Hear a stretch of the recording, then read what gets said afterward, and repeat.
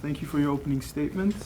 We're now moving into the second phase of our event today, which is the panel discussion. As mentioned by Griffin, my name is Prof. Colin Bifonu, and I'll be moderating this session. I think we'll talk and I'll ask our panel members a few questions for about 30 minutes. My first question really is about racialized bodies at the juncture of justice and oppression. Now, on one hand, the assignment, as you've said, right, the assignment of race to bodies is central to categorization and oppression, dehumanization. But on the other hand, embodied experiences of race and racism are, I would say, key to political claims for social justice and inclusion. So I'm just wondering, how has this tension arisen in your work, and how have you attempted to deal with it? I'll give you an example, maybe from my aesthetics work. Maybe that might be more interesting. When Danya was speaking about people who call themselves transracial, it just brought to mind the fact about darker skinned African descent disprivilege that still exists here in this part of in the Western Hemisphere, and that then makes for like a really interesting comparison then between white people who take pills or tan or change their hairstyle or say that they're black in white bodies like Rachel Dolezal, and actual black people like, for example, who knows Naya Kim Gatwich? Anybody know her? Check on your phone. She's just check on your phone. You can do it. She's a Sudanese model.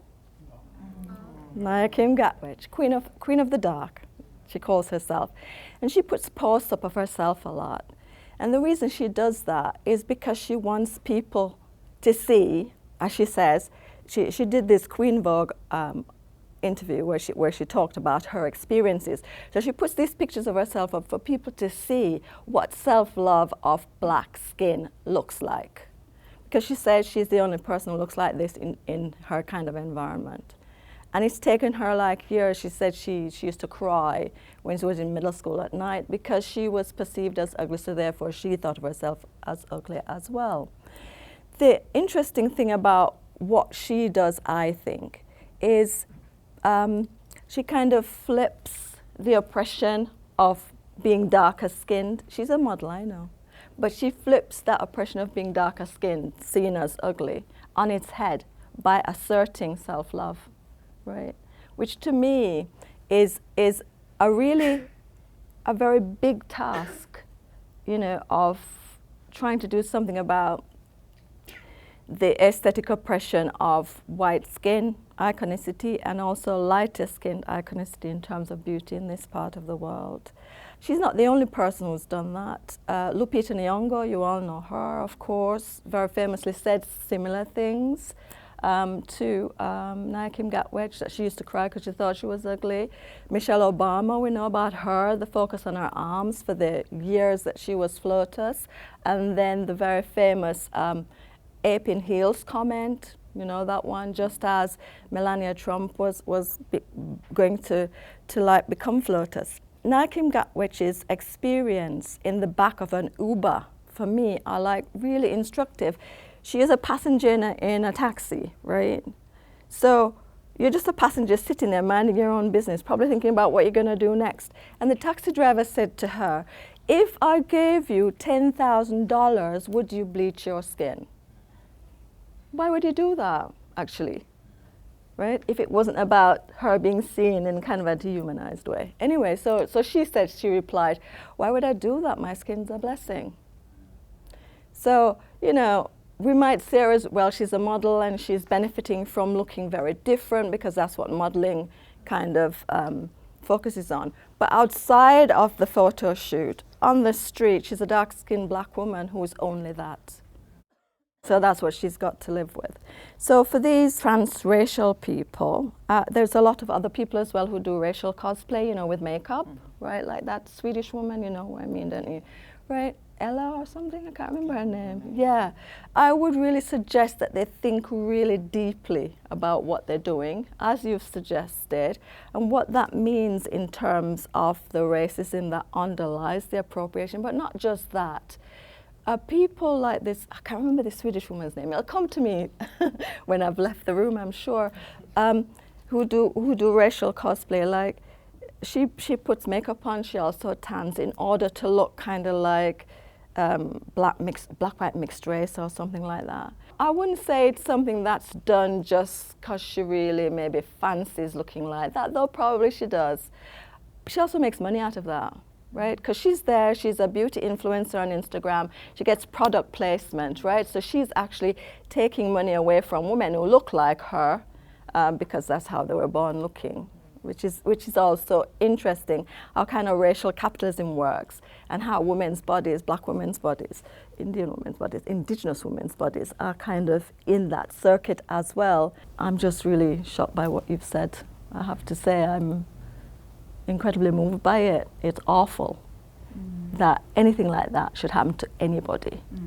The tension between the racialization and the disavowal of that very embodied racialization, it's very prevalent in theater, and it's very obvious in performance, especially when it comes to casting. You know, we talk about cross-casting, male-female, but often when you can't find a black actor to play the role, it's like blind casting today. Today is blind casting, is what we're, but how hard did you try first? Or you can't find an indigenous person, so let's cast a Latina woman to play the role of the indigenous woman, you know?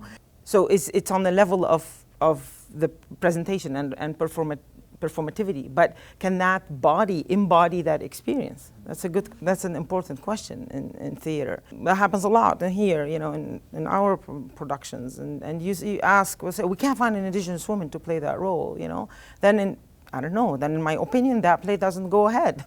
if it requires an indigenous, if it's a play about and for and written by an indigenous playwright, and is asking for 3 indigenous people and, I don't know, 15 non-indigenous people, then you have to try really hard or don't do that play. As simple as that. That's I'm of that position. But then again, the other side says, well, then we're not doing plays by racialized and for racialized people because we can't find actors, you know. Then you retort and you ask, well, how hard are you training, you know, indigenous actors, you know? Have we admitted how many people of color are in the program, you know? And our theater training programs in Canada are notoriously and scarily white, I'm sorry to say. Because I'm in the Faculty of Education and we have a compulsory course for pre-service teachers now. We were the first Faculty of Education in Alberta, one of the last in the nation actually, but one of the first in Alberta to strike a compulsory course so that pre-service teachers would be required to learn about Aboriginal peoples' histories and contemporary lives. So I work a lot with pre-service teachers in my teaching practice, and then in my graduate teaching practice, I work with a lot of Indigenous community-based individuals that are helping to run their school systems, right? And rebuild, and maybe even revolutionize their school systems. I'll say in the context of the undergraduate students that I work with that are setting out to become teachers, it's helping them to understand the socioeconomic distress that Native people are in Alberta is one of my priorities when I work with this student population, because inevitably they will be getting into classrooms where, you know, some of their classrooms are going to be 2/3 Aboriginal students, right?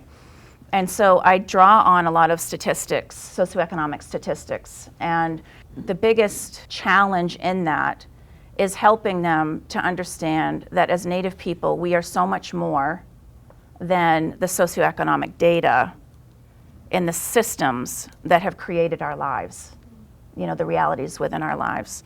So Indigenous women are 7 times more likely to experience violence and die of violence. As Native people in Alberta, we're the least likely to be homeowners in our homeland. The poverty rates, we are certainly the most impoverished group, so over half of Native women in North America, and these reflect in Alberta as well, over half of Native women are living in poverty. Like as we're talking right now, there's Native women out there that can't feed their kids here in Treaty 6 territory. So it's helping my students to understand that as Native people, we are so much more. You know, the suicide rates the incarceration rates. Native men, 9 out of 10 Native men have been incarcerated at least once in their lifetime. That's racialized embodiment. I mean, that's like the deepest form, I think, of racialized embodiment. So that the capture of Native people, like in this bounty, the 1755 bounty, is ongoing. The capture of our people that are incarcerated, the pipeline from education to prisons is real. That's the racialized embodiment. So helping my students understand that we are so much more than that, and that there's a legacy that we've all inherited of the racialized embodiment of Indigenous peoples, that they are not to blame for, but that we are collectively responsible for addressing.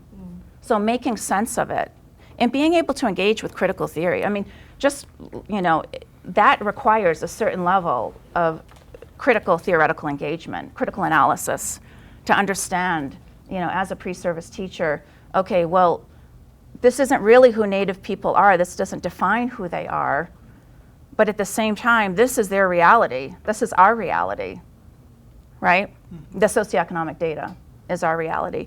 So helping students to discern and unpack, where does it come from, that this is, you know, and engaging a bit in tribal critical race theory, which is Brian Brayboy introduced this terminology into the literature, drawing on Black civil rights activists who developed critical race theory, right? And so in my work and how I help students to make sense of that is the engagement of how have legal systems and policies historically and contemporarily designed to oppress Indigenous peoples. Indigenous peoples in North America are the most heavily legislated against group than any other group. There's more laws about us to identify us as a problem, including our bodies and minds, which in many of our Indigenous languages, the mind and body, like there's the same word.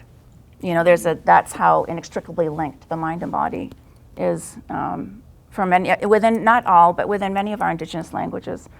So that's sort of how I engage with it. Tribal critical race theory would look at, you know, the laws, you know, so how is it that a society enacts legislation to require and kidnap children in Canada and send them to Indian residential schools? What are the underpinning ideologies that allowed for that? And it's deeply racialized.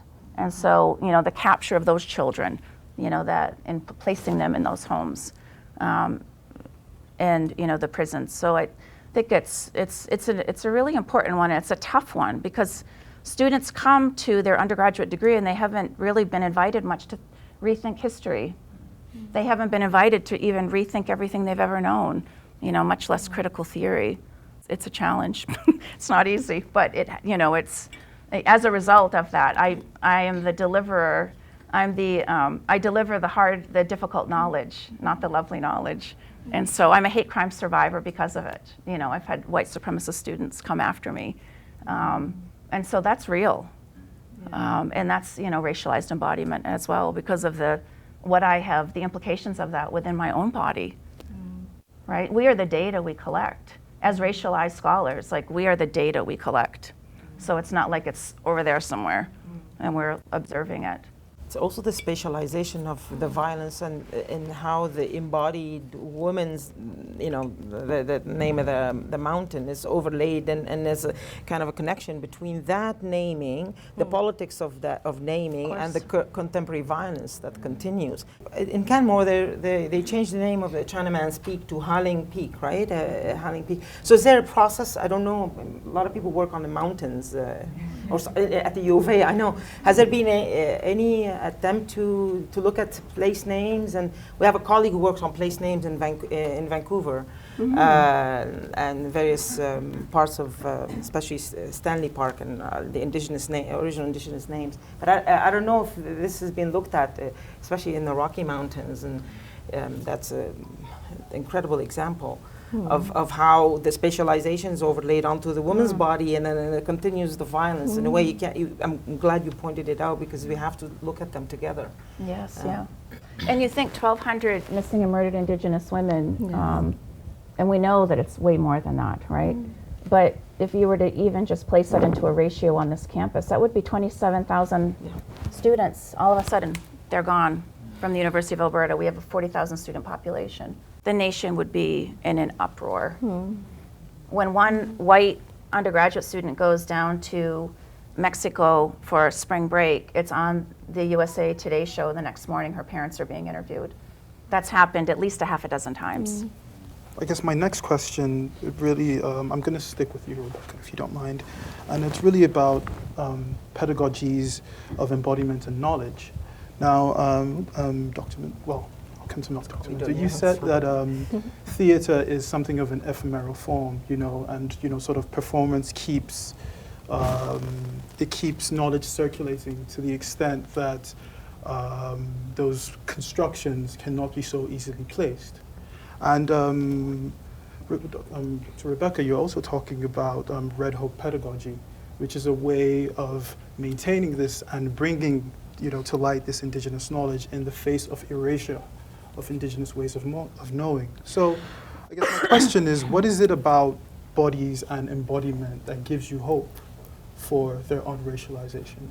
Because I looked at this for so long and so intensely, I was feeling as a doctoral student incredibly hopeless. And when I looked at the data, when I looked at what we had in front of us, Vine Deloria, before he passed away, he wrote a piece about the windmills in our minds, and he encouraged us as Indigenous graduate students and scholars to. He cautioned us to not climb academic ladders, to be conscious of the needs of our respective communities. And interestingly enough, I tell my graduate students this too, that it's not useful. It doesn't serve us to complain about being students all the time. There's so much work out there to be done. Like, we've got to strategize, and think about, okay, how are we going to do this? We've made the choice to be miserable doctoral students. And how are we going to be responsive to our communities? How can we work with one another, take care of one another? This is where I come from, and lots of my other Indigenous scholar colleagues that are community-based, this is how we've survived. We've taken care of each other. With that principle, it's, I was really supported by my Indigenous doctoral cohort here. And so that's where the Red Hope emanated. So I started thinking about, okay, there are spaces and there are places where the intention to eradicate our ways of knowing and being. So that national policy in Canada, Richard Henry Pratt, Captain Richard Henry Pratt, was a military officer that led in the United States, led and set the policy for Indian residential schools, which Duncan Campbell Scott took on, who was also a military person. This concept of kill the Indian in order to save the man was the educational policy that drove the Indian residential schools in both. It emanated from Carlisle Indian School in Pennsylvania, and then it's what started and what influenced Duncan Campbell Scott to strike the Indian residential school policy, kill the Indian in order to save the man. So epistemologically, that intention to eradicate systematically a people's way of knowing and being is the epistemicide, right? As I think about Red Hope and what I've been engaging with more recently in my work in the latter part of my dissertation is identifying the ways in which epistemicide is not complete. Because it is, like, there are, so right now I've got an insight shirt grin, which basically that's what I'm doing. I'm looking at, okay, where is there evidence that epistemicide is not complete? And so theoretically, I engage with that in my own work about policy making and our creation story as Indigenous peoples, our respective creation stories, which oftentimes within education are taken up as myths and legends. Like our creation stories are often reduced to myths and legends. So the epistemicidal impact of that is very real for our children, particularly if they're going to school off reserve, right, in the provincial schools, which over half of our kids go to school off reserve in Treaty 6 territory in Alberta. Thinking about Red Hope was, and how my children have been able to maintain their own belief system within our Indigenous home. My husband too is Indigenous, and that's what connects me to this territory. He's Treaty 6, so my children are Treaty 6 of the Alexis First Nations, which is an hour west The Alexis First Nations is on Alberta Beach, that Lac Saint Anne area. And so for my children to be able to maintain their belief system amidst these ongoing intentions to eradicate a people's way of knowing and being, therein lies the red hope. When the women from my community stand up and rise against the squaw law, or rise against the state place names, and we were the ones that lobbied for the law, to eradicate the state place names with the word squaw.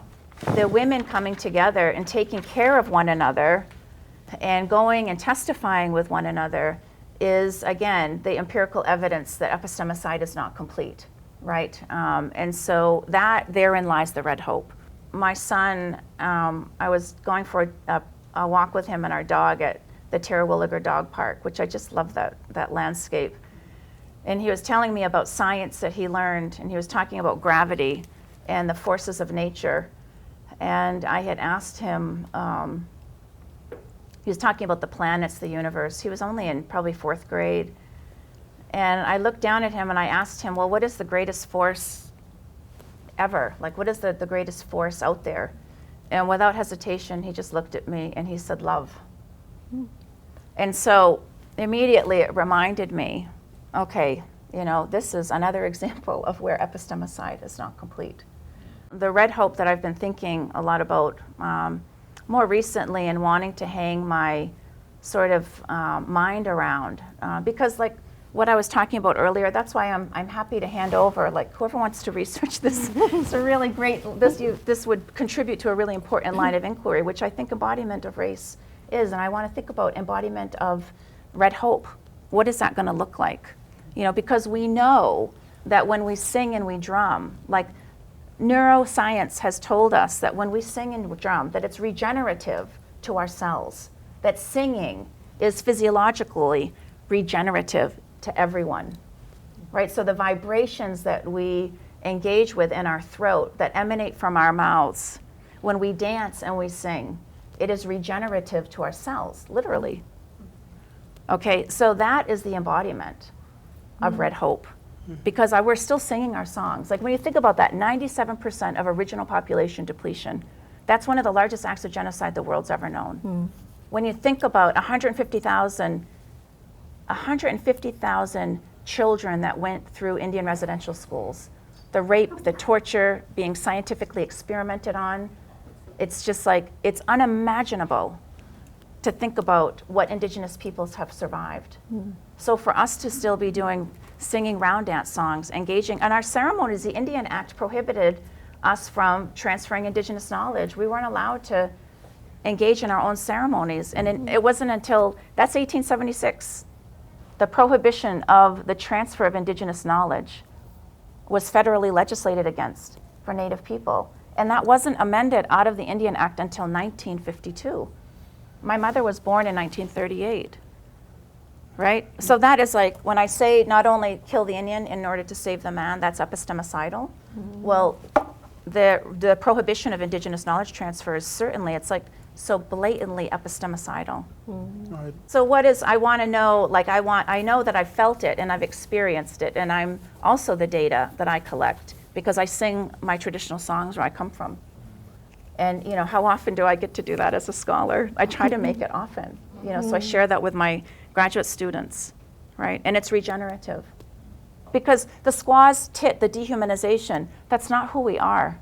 And it's just, it's like, it's so, not only is it just deeply offensive, it's such a painful reminder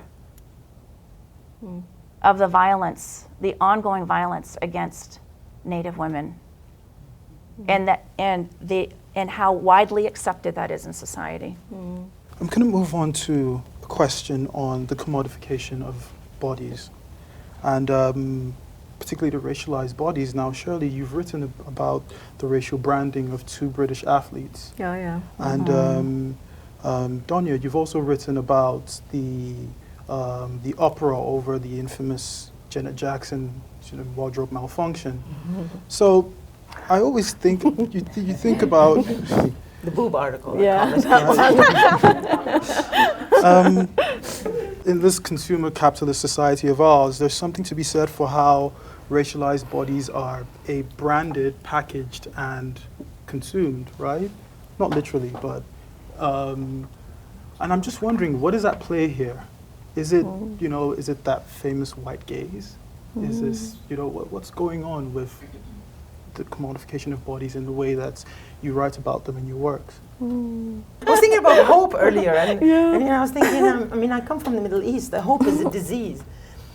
Where I come from. In the recent demonstrations in Beirut, there was a sign that says, "The happiest depressed people you'll ever meet." That's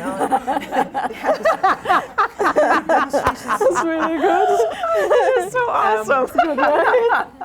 In terms of pedagogy, I think it's important for us to not only teach the narrative of trauma, the happiest depressive, the most depressed people you'll ever meet, but also the narrative of survival and the narrative of change and the narrative of resistance. And if I were to choose between, if I'm going to teach an indigenous play, which I always do in any theater course that I'll be teaching, there'll be indigenous writing in there for sure. But if I would not choose, for example, Colleen Murphy's play, Big Girl, about missing and murdered indigenous women in Vancouver, the Picton case. I will teach Marie Clement's The Unnatural and Accidental Women. And that's a conscious choice. We need to make those choices and have our students exposed to these stories where, say, Marie Clemence gives the voice to the murdered and missing indigenous women on stage, on display, taking up the voice, embodying that experience is important in terms of our teaching. So I think we have to shift the attention towards resistance and resistance to the mainstream or the mainstream narrative that's continues to be. Every time there's some civil action somewhere in the States or even in Canada, the focus is always on, say in the climate action, recent climate action, you'll have 16 articles about 5,000 people, 10,000 people, 5,262. Why is the focus always on the numbers? And and then we completely lose the message. We completely lose the content. We completely lose the mobilization and resistance. And we focus on, only 300 people showed up to demonstrate at the legislature. And the entire mainstream media is focused on numbers, but we don't talk about the impact and the mobilization. And and I think we need to draw that attention as educators ourselves in our classrooms to talk about content of resistance, not just the forms and images. So the person whose name I couldn't remember before, but I now have subsequently, is Emma Hallberg. You can check her online on your phones if you like. When I began to think about writing about two British athletes, one who is black-white mixed race and the other one whose parents are Ghanaian, so assumed to be unmixed, I was kind of fascinated by how their bodies were used or not used by the British nation. So for me, racial branding is also something that's relevant for the nation itself, how it wants to imagine itself, right? So we have Jessica Ennis Hill in the UK, who became like the poster girl for the whole of the Olympic Games that were held in London, right? She became incredibly rich from sponsorship from different companies, was seen as kind of like a symbol of beauty. She was in like lots of women's magazines. She did like makeup ads as well. She did fashion shoots and all of this stuff, apart from also being, of course, a champion Olympian as well. Jeanette Quaquier didn't. What she got to be was the face of detergent, right? Which again goes back to the whole, yeah, Beverly, right? You see it, right? Beverly's like, no, right? Yeah. Which goes back to the colonial idea about soap, right? We all know that stuff, like Pear soap, yeah. this was laundry detergent, right? For me, what that showed was like the persistence of the British hope, national hope of like, we have to create ourselves as moving past multiculturalism, which didn't work, now into being a post-racial society where anybody can be a poster person for the nation. But of course, that poster person, whether child or adult, has got to be light-skinned mixed race, otherwise it's not going to work. Right? This person has got to have like translation value into the white population, and the way that that can happen is through straightforward kinship, but also about having an aesthetic ideal, which is also mixed race, which links all the way back, of course, to enslavement, as we know.